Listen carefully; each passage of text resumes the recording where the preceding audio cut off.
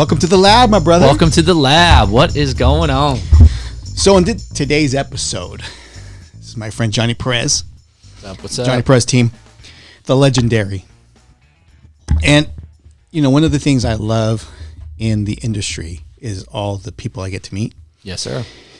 And you and I have had plenty of conversations over the years. And I'll tell you, when I sit down and I talk with Johnny, he has a brilliant mind. And he's one of those guys that has a constant CEO mindset. You're always with the vision. Yeah. The vision. And I know between your Bravo series. That's right. Okay. Back in the day. Flipping. Yep. Broker. Yep. Top producing agent. I did that. Closing thousands and thousands of transactions. We did that. Did that. I just calculated 22 years. 22 years in the business. I started it at like 10. Contracts with Chisholm and Scribe. That's right. That's right. All right. But highs and lows of the business. Yes, sir. Because you and I both know. We've made money. We've lost money. Made money again. Spent some money. And it's all good in between. That's right. So today is a little bit special treat because we're going to go through Johnny's story. So tell me, bro, where'd you grow up? I grew up in a little town known as P-Town. P-Town. Pomona. Pomona. That's right. Pomona, California. So all my P-Town players out there. Yeah, grew up there and went straight into Catholic school. You guys would never believe that, but I was a Catholic school kid growing up, which was, I think, helped grow my personality because it was unique. Was it strict? Very strict. We had a lot of nuns. I don't want to date myself. Did you get hit with a ruler? Yeah, they had the rulers out. I never got hit with one, but they were there. They were out there. You know. What did your parents think trying to put you into a Catholic school? You know, they're like our parents. I'm third generation here, so our parents are like us, wanting the best for our children. Got it. And so they felt like, hey, this is how we can help you get to a next level. That was their better than perceived, us. That was the American dream. The American dream. Yes. Got it. Yes. Yes. And so yeah, went through that, and then had a really, I don't want to say rude awakening, but an aha moment because I ended up in high school. See, I lost my dad when I was 14 years old, and so that transition out was mom couldn't afford private school anymore. So we made that decision as a family for me to just go into the public school system. And Pomona, as we know, has a great rep. So I went straight into Top of the country. Top of the country. So I went straight to Pomona High School. Got it. A lot of people are like, you went to Pomona High? Yes, I was a Red Devil. So for all you Red Devils out there. Got it. Yeah. And then went into college there for a little bit, San Diego State, and decided at that point throughout high school and college, I was in the food and beverage business. What made you decide that? You know, my first job was working at a country club, at a golf course. I learned how to play golf. I didn't actually play the golf, but I watched everybody golf. And to me, that was exciting. Nice cars, coming in on a weekday where everybody I know was at a 9-to-5 job, and here these guys are playing golf. And so I was able to get in there, and my job at the time was doing banquets, food and beverage. And I learned at a young age that I can come to work in a full tuxedo and get paid a lot of money for a little bit of time. And so throughout high school and college, that became my backbone. Met a lot of interesting people, cool people, chefs, GMs, rich people. You know, Affluent. You get it all. You get it all. Yeah. And so I love that food and beverage business. And I said, you know, I want to continue. And I went to school for, believe it or not, it was food and beverage, hotel industry. Transferred back out to Cal Poly Pomona. And the funny part is that while I'm going to school, they end up hiring me to run their hotel division there at Cal Poly, their food and beverage. Wow. Okay. Yeah. While you're at school? While I was at school.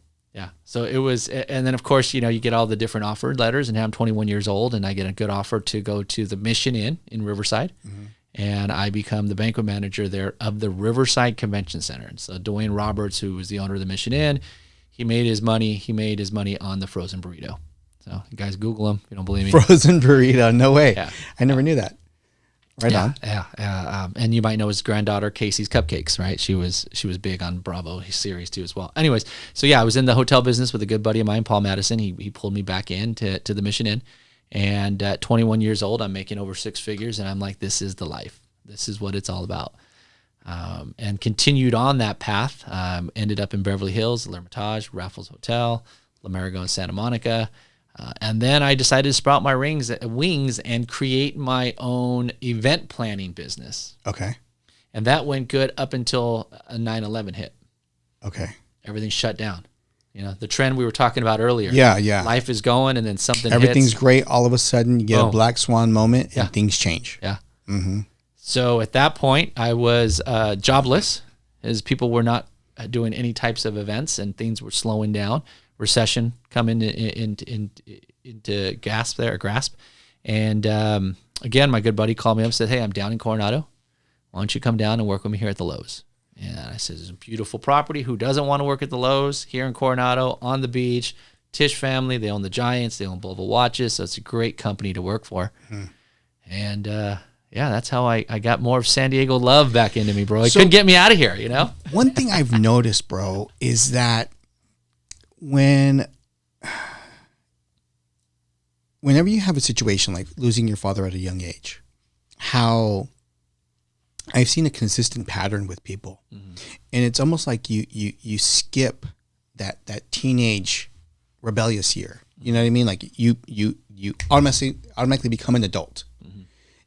Everything becomes serious and you start driving and charging. And I've noticed that consistency for a lot of people is when you make that mental shift, everything changes. Yeah. Right? Do you ever stop and think though, like had that not happened, would you have been as much as a driver today, or was that always in you? I think it was always in me to be the driver. You know, I always wanted to do better. Okay. I always wanted to be that next generation. And I think too, a lot of it came back with, I didn't want to disappoint the parents, my grandparents, right? Everybody who has come here before us and laid the foundation. Mm-hmm. It's my job now to grow it, have it prepared for my children and their children and, you know, generations to come, right? I mean, that's the American dream. Yeah. Right? And how do we build it? And here you have this, you know, I don't want to say poor Mexican kid, but that's technically what we were, lower middle class, upper to middle class. Mm-hmm. Thank God my grandfather bought real estate in his late 50s, right? Mm-hmm. Later in his life, he started buying houses and rehabs, and he was doing the burr before the burr was even a burr. Mm-hmm. And that helped build the generational wealth for the family. Yeah. That allowed us to never be in a rental. Yeah. San Diego was the first time when I came here and I rented a place that I ever had lived in a rental besides college. Mm. It was always a property we owned, or I owned personally. Yeah, I have a thing on my thing that I wrote it down. I kept it because one of my friends, we started realizing a lot of things where how basically as humans we learn from tragedy. And it does take a lot of self-reflection. And you start analyzing and you're looking at those things. And that's probably one of the key components is that ability to self-reflect and to see from those tragic moments how it helped morph and change you, right? And then, okay, so fast forward to today. So let's fast forward. So now you're 9/11, you're in the montage, you're doing all those things. What triggered you to then get into the real estate business? Well, you know, the Boiler Room.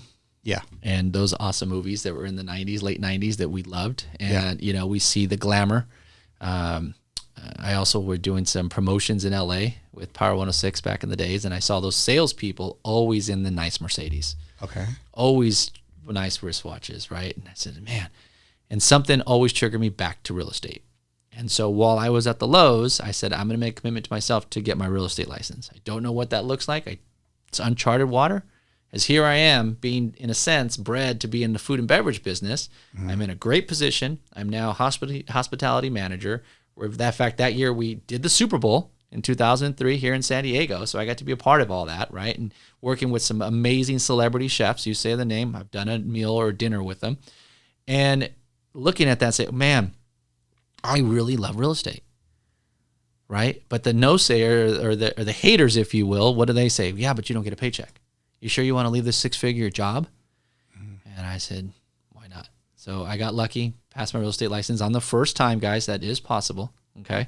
Don't believe the hype. 70% pass rate. So I know the barrier of entry isn't that high. No hating. But just the crazy thing is, I think that what this country enables us to have is that these things are there for us, and the barrier of entry is not very difficult. Mm-hmm. And not only is the barrier of effort not difficult, but we didn't have things like YouTube today. Right. Where I love YouTube University, bro. I'm always learning on YouTube now. Yeah. But people have those things available or just today. Google. Even just Google. Yeah. Yeah. But you have to take that upon yourself to want to try and jump in that. Mm-hmm. And it sounds like you just did that. Yeah. I just jumped cold turkey. I told my boss, hey, here's my 2-week notice. And it's a good buddy of mine, even to this day. And he's like, really? So, yep, I'm going back home. And at the time, I had a house that I was renting out because I was living in Coronado at the time. And I said, I kicked the tenant out and moved back into my home. And I said, I'm going to go cold turkey and go into real estate. And everybody thought I was crazy. How are you going to leave this kosher, cush job with benefits? And I said, guys, I'm working 10 days a week. I'm in my 20s. I'm going to live life. I don't want to be this person and wake up at 60 years old with corporate America that can get rid of you in a second. You had experienced that with that setback. Yeah, yeah. So I went for real estate full time, and it was crazy. I joined a little company called Century 21 Beachside in Chino Hills. Okay. So for all my Inland Empire people. And, it's funny how you say YouTube University and Google. We didn't have that. Mm-hmm. My Google and my YouTube University was knocking on the doors, literally, to top producing agents and couples and wanting to learn. Mm. And they would literally shut the door. No I don't have time. I can't help you. We don't have this. Like constantly. I'm like, how do you learn in this business? And it was so crazy because coaching wasn't at 100%. Yes, you had Mike Ferry. Mm-hmm. Yes, you had Buffini. Mm-hmm. And I would buy those books, and I would go to the store, and I would go to the book market or the bookstore and pick those up. But at the end of the day, there was no one-on-one coaching. There was no you and I, let's go have lunch and figure this out. Brainstorming things out. The only thing I knew was I am in a people contact business, aka sport. How many people can I touch today? How many people can I spread the news that I'm selling real estate? And so I went back to the roots, obviously born and raised in Pomona. I knew a lot of people, knew the local mayor. I started getting involved, and I started door knocking.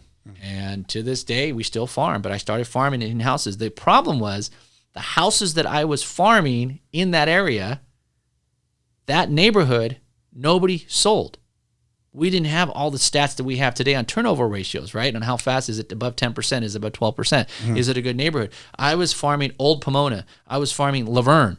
Couldn't farm Claremont because you get a ticket, so you got to be careful there, right? But these neighborhoods I was farming, I had no clue. And I was wondering, 30 days, 60 days, nobody's calling me. And then it triggered. I had a good conversation with the title rep at the time, Tim Galley and the Galleys, and he's like, hey, you're farming the wrong neighborhood. And so when I made that little tweak, went into other neighborhoods, went a little bit east, went into Rancho Cucamonga, Fontana, Chino, places where people didn't really want to go, my business zoomed. And literally, it took me 90 days to open escrow on my first deal, pick up my listing. And I think the first 6 months, I made what I would normally make in a full year of working the hotel business. I made it in 6 months. And guys, I'm talking, I was selling properties at $200,000.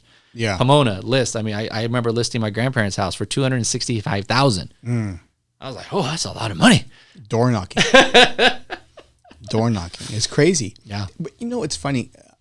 I learned a saying a long time ago, and I can't say a long time ago, maybe about 10 years ago.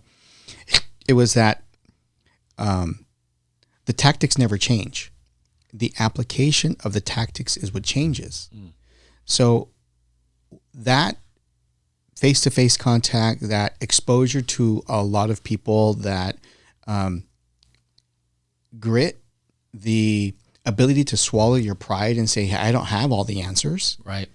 That, I think, is some of the core ingredients. That's why we do the lab in general, is because I want to share what are the ingredients that comes together.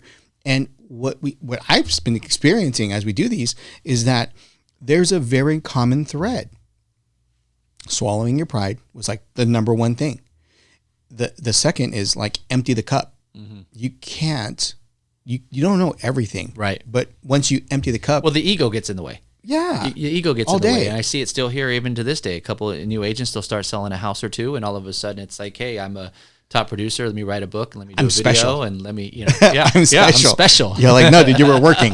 You were working. And then the market changes and they're looking at you with that look of, what do we do now? You're so right. We all say we go back to the basics. I think you and I, Anthony, had this conversation even a couple years ago, back when we were doing NARREP in La Jolla.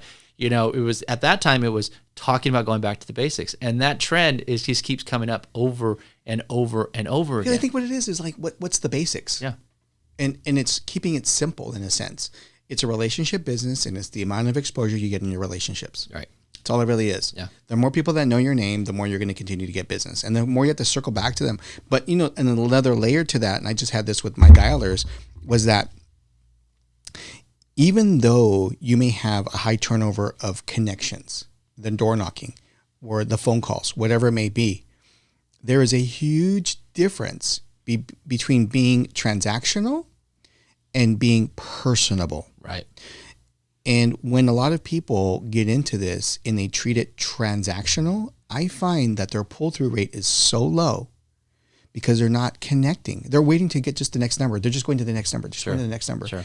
And then when those stop, and even if it's a no, taking that opportunity to realign themselves with the person that they're on the phone with, Yes. you can actually make them as a strategic referral source just because of how you made them feel.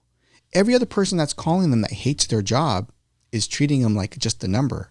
But the true person in this business that takes away the sales hat and turns on the consultant hat has a much higher kill rate. You're at 100% there.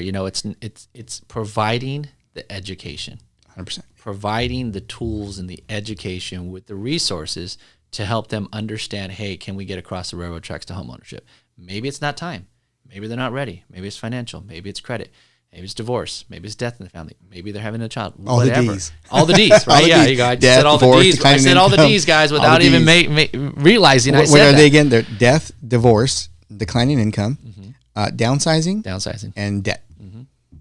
So when we build that relationship with them and we're talking to them, I see today, any market, doesn't matter the market, what I notice with agents is there's two types of agents. There's an agent that knows how to go out and lead gen, and there's an agent that can service it. And I really feel that 80% of the agents can all service deals if they have it in front of them. And we're learning this because when you and I were doing our Heroes program, we had tons of leads and we can hand them out like hotcakes and they were being serviced. It was getting them. It's hard. It's like a fisherman. The fisherman is the only one waking up at 3 a.m, heading out to sea, so that when he comes back here at 7 o'clock, he's got fresh fish to sell to everybody. That's right. Only two problems in any business. It's either not enough leads or conversion of those leads. Yeah. Period. End of story. Nothing else matters. Everything else is a deviation of that. That's correct, because we can be successful in any business. You and I were having this conversation earlier. The market's changing, yes, but there were still buyers. The interest rates can go to 8, 9, 10%. They're still going to be buyers. You're going to have to think about, okay, where's my savvy investors that I choose now to work with that understand what we're in? You move the boat where the fish are biting. That's right. That's right. That's right. Yeah. It's one of my 4 things. I used to have, my Jocko was my ops guy back in the day, and we used to have these things as rules of combat. And so I remember we used to sit down and we were talking about like hiring assistants and different things. And then when you start talking about the rules of combat, I was like, man, this is so applicable to our business. And, when we're starting to be very strategic with our partnerships, same four rules came into play. One was waking up with a purpose every day. Yeah. Drive. He's like, you got to have drive. If not going to make it. Sure. If you have to always be willing to learn, always be willing to take in information, always be coachable. Cool. Mental check. Check. 3 was recognizing the concept of a partnership. So you can try to take over a world by yourself, but you have to have a person that is on the same page, because 2 together is a catalyst, and you'll actually go much further. So recognizing the concept of a partnership and the importance of that is critical. But the 4th one, and that's what you're really touching on, is recognizing also that change is always necessary. Yeah. Because if you're not changing, then you become a dinosaur. Yeah. And all of us learned that the hard way. I feel like our generation learned that the hard way in 2008 when we got the whole market swept from underneath us, and we were all sitting there looking at each other like, what just happened? Yeah. And at that point, we learned quickly that there's no such thing as an ego in our business. Yeah. Short sales. There's no such thing as I have all this inventory or I have this many listings, or we had a wake up call really, really fast.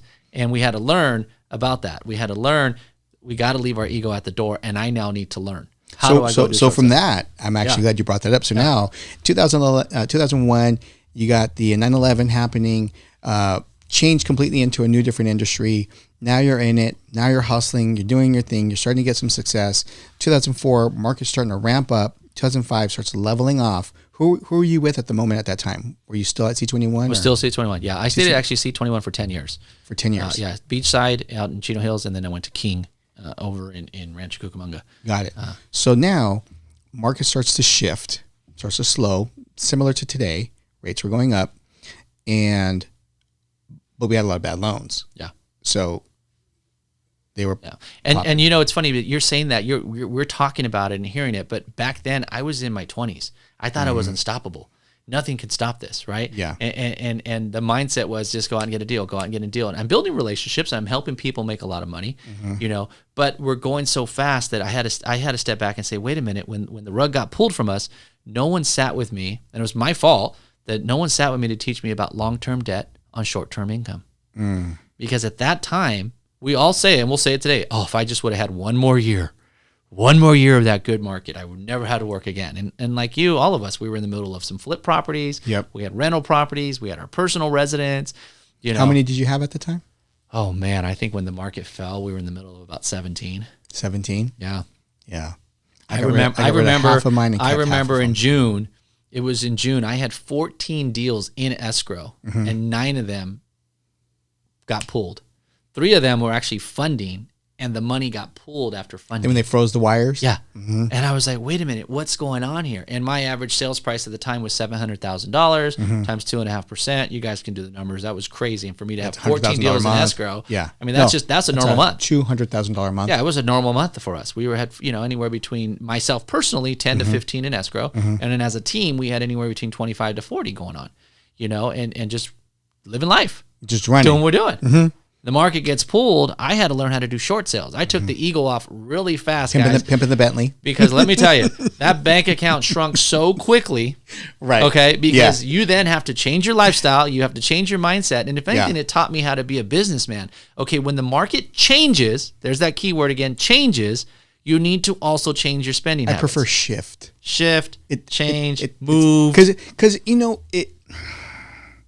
I think that a lot of people have the perception that the market flips on a dime in a sense like the stock market does. And it does in real estate, kind of, but it's a little bit slower kind of thing. Yes.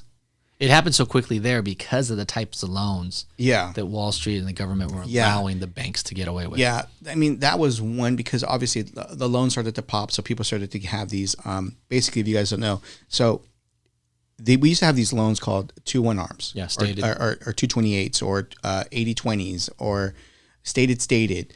And basically, you financed 100% of your property, and the interest rate was only good for 2 years. Yes, that was it. And because we were doing finagling financing, like we're doing today, I hate to say it, it was a combination of not just a 2-1 arm, but interest only.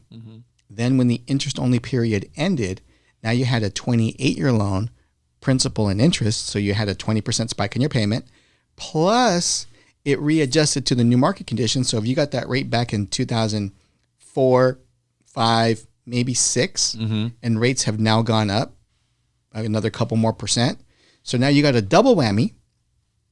And if you were lucky, you didn't have a prepay, right? Because even if you had some kind of equity, maybe you get out of it. But you stack onto it a 6-month prepay. A prepay is basically interest on the monthly payment, 6 months worth of payments, because you refinance prematurely. Premature, yeah. So now you start having all these over-leveraged properties, and they couldn't afford the payment. Yep. And they were just starting to pop. Yep. Boom. Downward shift. Volume. Downward shift. But it's also a combination of things. It is supply and demand. Sure. So we had a lot of supply start rolling out to the market. But on the opposite end, the demand really shifted, because I think once the news came out and nobody wants to catch a falling knife. And even though we knew the market wasn't making sense, because I know I got rid of I had a condo in Miami. It was a high rise in dope corner across from Brickell Key, right on the very end. And and then we were talking about this before earlier. Yeah. I remember the conversation having with the agent out there. And she was like, oh, all these bubbleheads, they're talking about the market bubble. Yeah. And San Diego was a different market. Yeah. We were like ahead of the real estate cycle. LA, San Diego, Southern California. We're always ahead. It's like New York. We're always ahead of the curve. I had the same thing happen to me in Las Vegas. We had 2 condos tied up at the Hard Rock. At the time, the Hard Rock was going to build this amazing, 2-story high-rise and sell condo hotels. Yeah. So we literally had, $50,000 a unit down as a deposit. Market hits. I'm like, pull it. Yeah. Yeah. I couldn't, we already had closed, but the crazy thing was in Miami was like 10,000 apartments were coming online like within an 18-month window. It was crazy. And so what I was collecting for my rent was one thing. And then over time, my $2,700 a month rent started dropping. I mean, quick. My guys were renegotiating with me. Yeah. And I was like, well, what do you mean? At the same time, because, the recession hits everyone. Yes. Then I had 3 other houses. At the same time, tenants stopped making payments. Yep. They're like, hey, I can't make the payment this month. Because unbeknownst to me, also when the recession hits, it hits everyone. Yeah. Thinking that nothing's ever going to end. Thinking that we're so unstoppable. It wasn't that we had any sort of bad loans. Yeah. It's that you still have outside forces that can affect your investments. Now we see places like Austin that have a 50%, when they say a 50% reduction in like Airbnb or something like that, because there's so much a volume of people that were doing Airbnb that if you're trying to book it, like you're better off to making just basic rent. Yeah. Because you're not going to make as much trying to go Airbnb. I could be wrong, but that's from what I've been seeing. Yeah. Just the saturation starts to affect you. And if you're coming into this from a year ago thinking that's my strategy to make this investment property pay for itself is going Airbnb, and that market changes on you. Right. And it didn't change overnight, over a year span. Mm-hmm. You have to be looking out for those things. Right. And you have to have a backup plan and an exit strategy. So now for you, 2006, things start hitting the fan.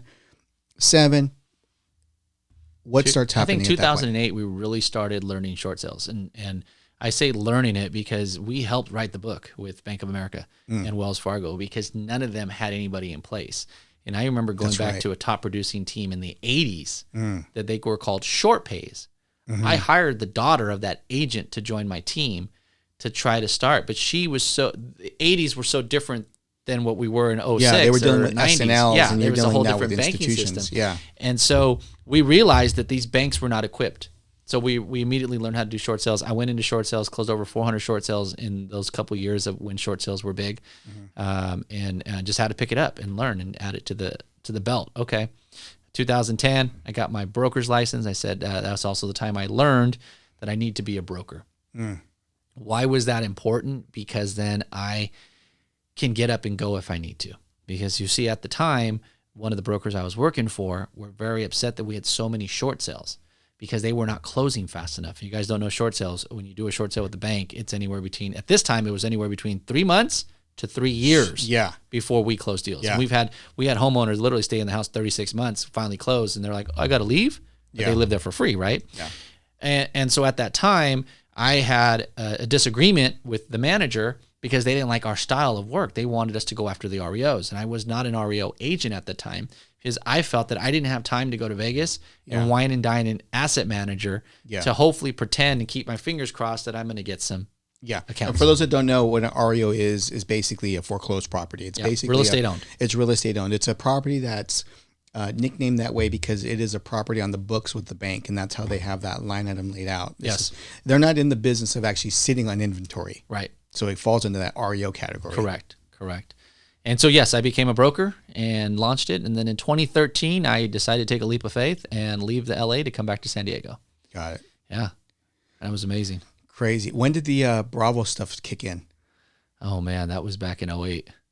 2008 when the market kind of shifted a little bit. My good buddy Troy McClain, he was on season 1 of The Apprentice with, I don't know if I should say his name here out loud, but say it. This is when everybody loved him. the Trump, right? Yeah. The Donald himself. It's all good. Don. Hey, he had some good books back then, right? The Art of the Sale. It's the Don. And whatnot. It's the Don. Can't hate the Don. That's right. So back then we got to experience Bravo and do some shows and really tour the country and got to really speak and understand the seminar world, which is no different than real estate, but I learned something.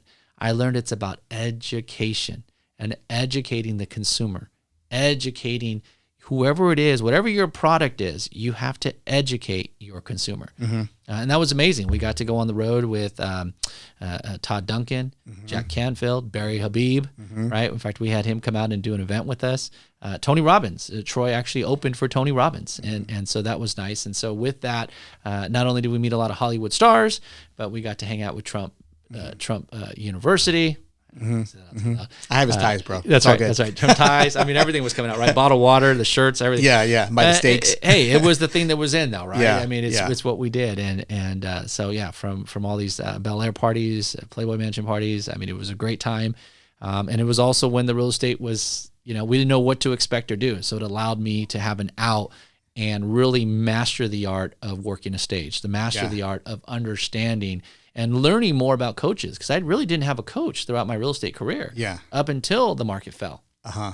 Up until that started shifting, and our good friend Danny Morrell, him and I became really good friends, and I was with him on his launch of his very first. You guys may not know this, but he had Telos, and that was a coaching company. Yeah. Right as the market started to fall, and so I learned more about coaching, how important that is, because it's not so much on the day-to-day grit, it's masterminding with people like you, Anthony, that have been there, that are doing bigger things, right?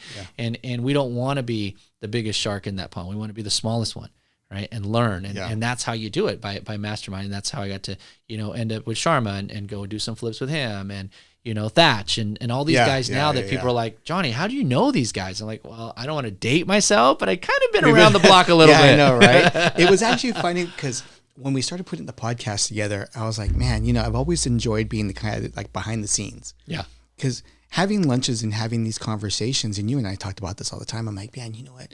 We really should record this. But there was finally a point where I just said, at some point, my kids will appreciate these things. Sure.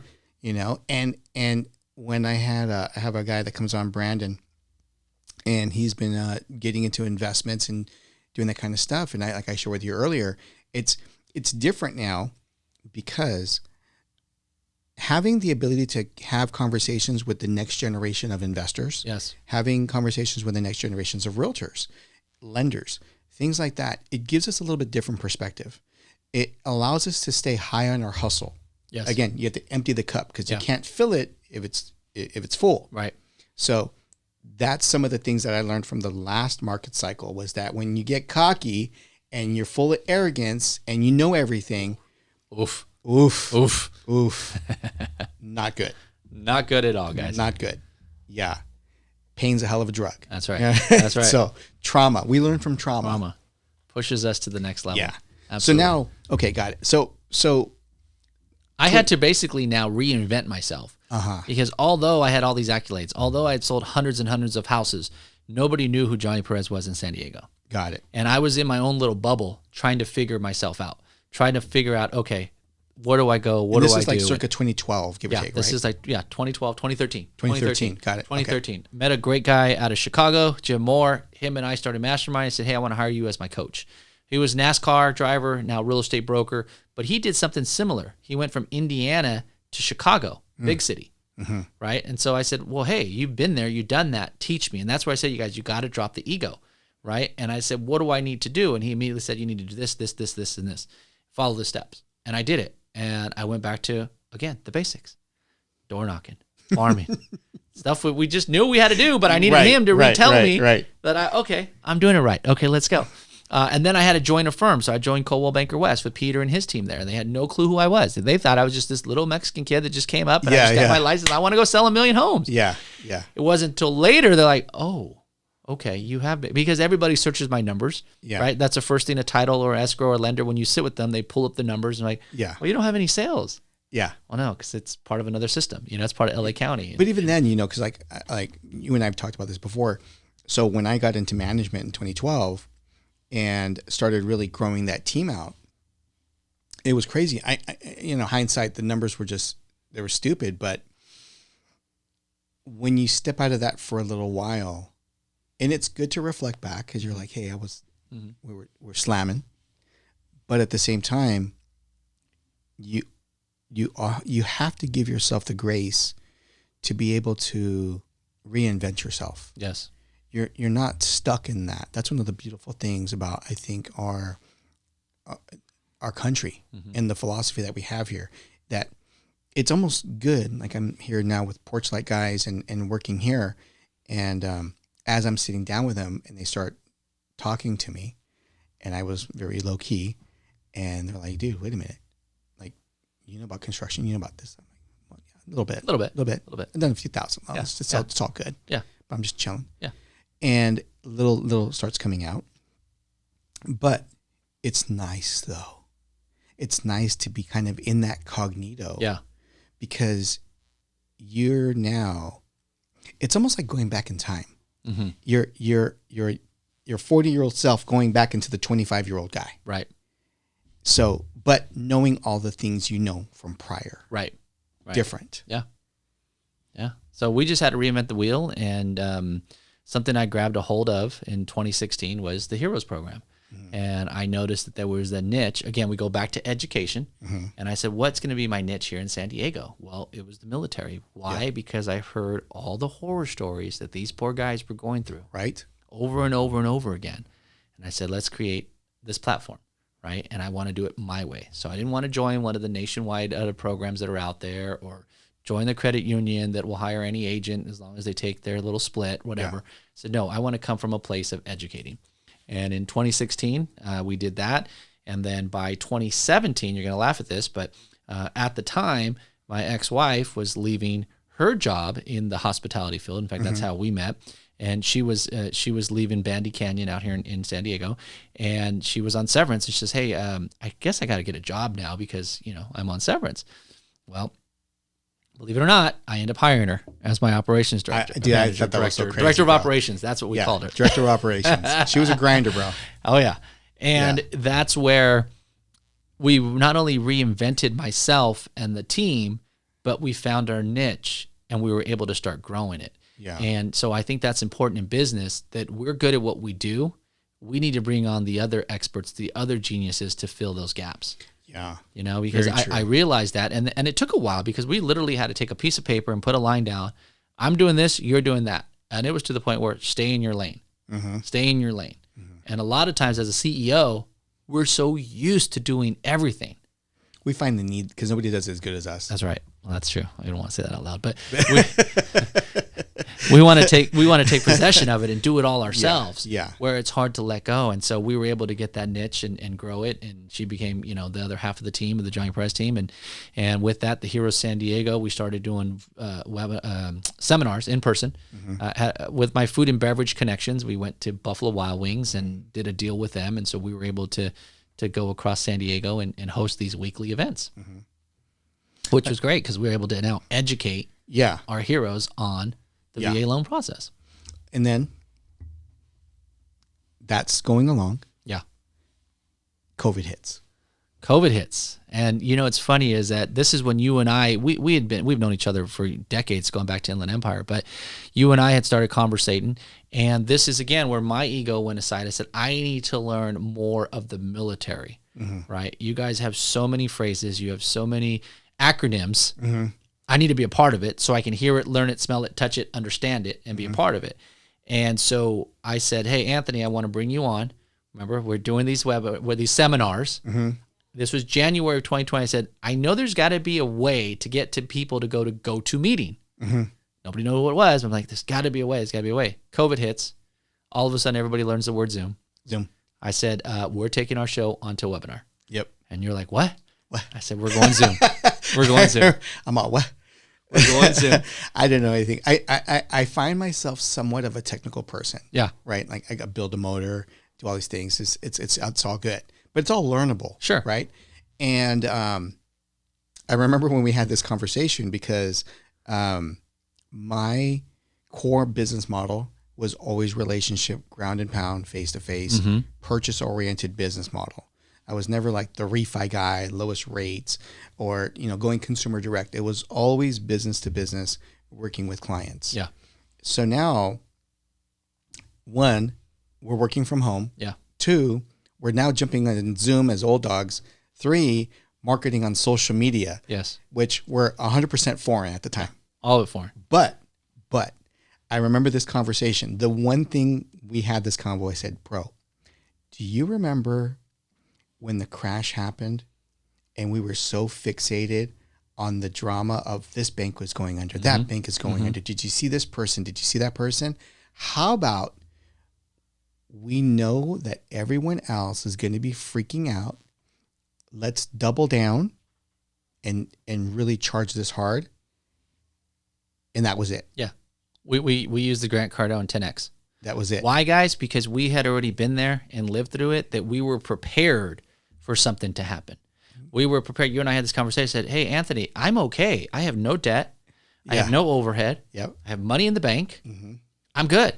In fact, you said, okay, really? I said, yeah. I said, in fact, I'm going to reach out to Billy Jean, his marketing, and learn. And you're like, well, that's going to cost 10, 20 grand.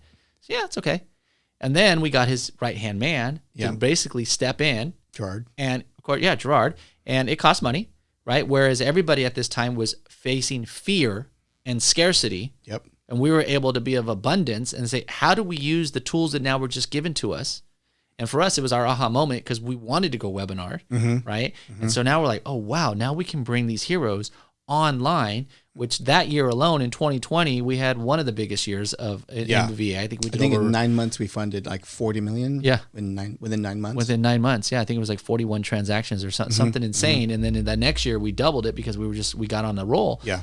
But a lot of agents, I remember having these webinars that we would all jump on. Well, they didn't have the webinars because they didn't have, they couldn't door knock anymore. No, we were on Zoom, with other agents. Yeah. And they were crying. I don't have a deal. I don't have business. I don't have a deal to close. And I'm like, well, you clearly haven't been prospecting the last 90 days because it's really the start of the pandemic. Recognizing that change is necessary. Right. And that's why I say, bro, those 4 fundamentals. So we woke up with a purpose. We knew what we had to do. We were, we recognized the concept of the partnership. That was critically important. We were willing to learn, which was super important again. Yeah. And on top of that, the change was necessary. Change was necessary. We had to shift. Like, okay. Not only did you have to shift, Anthony, but we had to also reinvest in ourselves. Yeah. And that's where the delay comes in. A lot of agents want to have success. A lot of agents want to sell $1 million homes. A lot of agents want to do 100 transactions a year, but they stop at the point where they have to invest in themselves. Yeah. Or they'll teach others how to do it. Right. Oh, this is how you do it. And they don't actually do it. Right.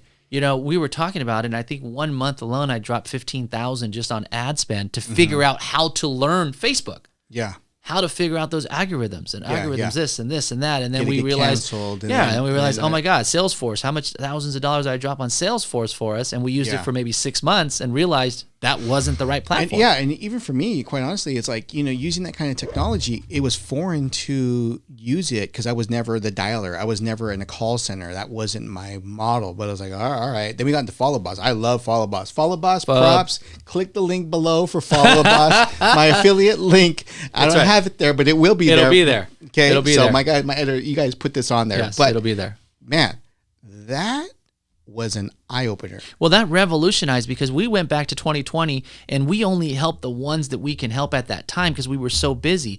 And we realized, wow, had we had that CRM of Follow Up Boss in position day one, we would have tripled, quadrupled the amount of production. Back to the original premise of the 2 problems within the business. It was either not enough leads or not enough conversion of those leads. But because of what we were doing, we had the abundance of leads coming in, but we didn't have models in place to be able to leverage the conversion process, the incubation process. Right. From the time that we incepted them, we got them from interest, walking through that whole process. Yeah. That to me was really the biggest aha moment. Yeah. So to catch everybody up, what I ended up doing is we took our in-person seminars into webinars. And we literally transitioned that within 2 weeks. We said, we're going live on Zoom. Didn't know what we were doing, but we went live on Zoom. And to the point where Anthony and I were Googling microphones. And how do I get a Yeti? What's a Yeti? I don't know, but I need to order it. I still have the first ones. My first backdrop. The backdrops. Right there. We had to do backdrops. We had to do. I mean, you guys, you have no idea in the first 30 days. What we invested in ourselves to take that seminar into the webinar world. How do these TikTokers do it? These YouTube guys. What do they do? You have no idea, guys. But we were not scared. We didn't use scarcity. We used abundance because we knew we had education to provide to these Well, that heroes. was the thing that we had to be able to rely on was we didn't forget what we knew. That was one thing I'll tell you right now. When I used to have Danny and he would come to some of our seminars for the loan officers, and he had the story about rags to riches. I remember, you remember that story he used to talk about? So rags to riches. And when he was living in the garage at his mom's house and losing everything and the Interos and the whole nine, one thing that really stuck out to me when he shared that story was he's like, I finally realized I never forgot what I've learned. That was it. So when we went through that, we realized that we still had the knowledge and the understanding and what it took to get into a property and submitting winning offers. And I tell you, I tell Gabby all the time. Gabby passed away, by the way. Yeah. And God bless her. It was like sniper shots, bro, because we would have them talk to them as people. We weren't sitting there waving a flag, handing them a sucker. We love our veterans. It wasn't like that. Right. Look, I'm going to teach you like you're my brother, you're my sister. We're going to show you this process. Yes. Give them the right expectations. And through the right expectations, then also being able to coordinate with them on the properties that they were looking to get into. And it was maybe like 2, 3, 4 properties max. Boom, they'd be in escrow. Yeah. Fast. And that was it. Yeah. Boom, done, closed, repeat. That process was part of what we never forgot. Right. The medium that we were doing it in via Zoom. And granted, guys, we were in uncharted territory. Yeah. Uncharted. People were using Zoom just for meetings. We said, no, we're going webinar world. Yeah. And then not only did we go webinar world, then we went social media to advertise a webinar that's restricted because it's in the housing. Yeah. That was very tricky too. Because it has to come from the educational side of things. Yeah. But that's where we had to get away from the transactional mentality and going back to the consultative role. And when we stuck with that premise, that was another winning combination. It wasn't about us, it was about them. Sure. And yeah, I mean, the rest is kind of history. Yeah. Yeah. So Hero San Diego is now a nationwide program. Yep. And we do webinars across the country because we learned easily that I can sit here in San Diego and be live in another state. Yep. And real estate is real estate across the country. Doesn't matter Carolina, where you're at. Florida, Virginia. Yeah. VA guidelines everywhere. don't change. Yeah. Which that was really crazy, bro. One of the things that I took for granted was the fact that being in San Diego, we do have a lot of veterans here. Yes. And we do have a lot of agents that are familiar with VA loans, VA loan processes. But it was talking to people, I mean, little as like NorCal, they don't, like I have clients right now, veterans, shopping in Marin. None of the agents are taking their offers. Yeah. It's crazy. Yeah. And even talking with the agents, they're apprehensive. Right. Well, I think that's the next thing. You and I were talking about this because throughout the weeks, our webinars are designed just for active military and veterans. And we had quite a bit of agents and loan officers trying to jump on these calls. And in fact, I was up with Adrian at his event, his meetup with Chris the Shark and those guys. And you'd be surprised how many investors that I talked to, 3, 4 of them literally were around me because they were so intrigued about the VA loan. They had no clue that VA can close as quickly as 14 to 17 days. Yeah. They had no clue that VA is the best loan out there when it comes to appraisals because we have a Tidewater. They didn't even know what a Tidewater was. Yeah. And I'm like, guys, you are taking away a third, if not greater, buyers away from your listing. The potential. They can qualify for more. They can afford more. The guidelines are much more liberal for them. Like you mentioned about the whole Tidewater thing. Tidewater is basically if the property's going to have an issue coming with an appraised value, you have the opportunity within 48 hours to be able to supply additional comparables to that property to justify its value. Yeah. Now, why is that important? Well, because you may get a really old appraiser that's just looking at tax rolls, and they're not comparing a property that maybe has a pool or has a view that could be taken into consideration. Now, or if you're in new neighborhoods, an appraiser can come through and not understand that the price you paid for it was literally the price from 2 years ago because you were on a waiting list. Yeah. Or across the street is a different zip code with a whole different school district. That's right. We learned that one. Yeah. Because it happens. Yeah. Right. Yeah. And but once you understand some of the winning aspects of it, and back to education.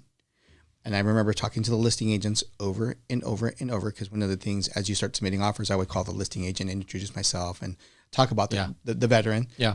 And, well, I didn't know that. Well, I didn't. I'm like. And you'd be surprised how many I don't knows I get even myself out there. So I think we need to create a course, or maybe that'll be our next. That'll be our next. That'll be in webinar. The next one. Actually, you know what? I'm going to hold you to that.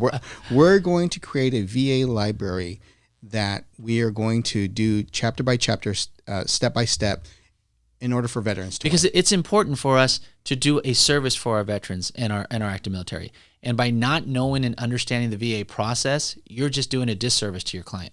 Way too many myths, misconceptions, and I hate the fact that so many agents will assume that VA loans are difficult, not because of the program, but because they happen to have a transaction with an institution that happens to do a lot of VA loans, that it was the actual institution that gave them a difficult time. Yeah. And I hate to say it, for a lot of these credit unions that are not providing the proper level of service, they're okay with closing 60, 90 days, taking forever, and making the process super painful. That has nothing to do with the program type. Right. That has to do with the operations. However, the agents will assume it's because of the program. Right. The assumption is the house isn't VA approved, so I cannot sell it with VA. Oh, yeah. VA is not going to allow that. Who's VA? Yeah. It's not like a boogeyman. Yeah. And you know what I mean? Oh, are you sure? I mean, but the same thing happened during the foreclosures. Is FHA going to approve this? Okay, first of all, FHA is not a person. Yeah. And does your property have health and safety concerns? Right. Because I don't know about you, but no bank wants to do a transaction where there's mold, asbestos flooring, no heater, empty pool. Yeah. I mean, this is where the experience comes in, guys. And this is where you got to, educate yourself. So if you're a newer agent in this market, or just getting licensed, or maybe you've only been in it for 3 years, I'm going to encourage you to join a team, put your ego down, and join a team to really understand all the other fundamentals that come along with it. B, hire yourself a coach. Go online, interview a couple coaches. I understand it's $1,000 a month. Nobody wants to spend it, but we all have. Yep. We've all had to take that plunge, because if you don't invest in yourself, you are not going to exceed your own expectations. Yep. You're not going to be able to go bigger. Always be changing. Always be coaching. I think those things are so undervalued in today's market. Yeah. Because now we're starting to see the shift. We're starting to see that these rates are taking a toll on the market conditions. Mm-hmm. We're still doing transactions, but because there's so little amount of inventory for San Diego, the same can't be said for San Francisco or San Jose or Sacramento, because they're different markets. Right. Austin, completely different markets. However, we're all on these slightly different timelines, and the sooner that you can start getting ahead of that curve and being open to change and recognizing that change is necessary, you're going to continue to thrive. Right. Spot on. That's it. Spot on. So, all right, brother. That's good. That was a lot now. That's a wrap. Guys, I'm tired. I'm not. We could do this all day long. Roll we number could two. do this all day long. This is basically our lunch meeting. This is what we basically do all day. That's right. And guys, believe it or not, this is how we do it on the webinars. I mean, him and I just go at it back and forth. The only difference is we're just live. Yeah. Yeah. Awesome, brother. Thanks, brother. Appreciate it. Thank you for coming in. Thank you. We're out.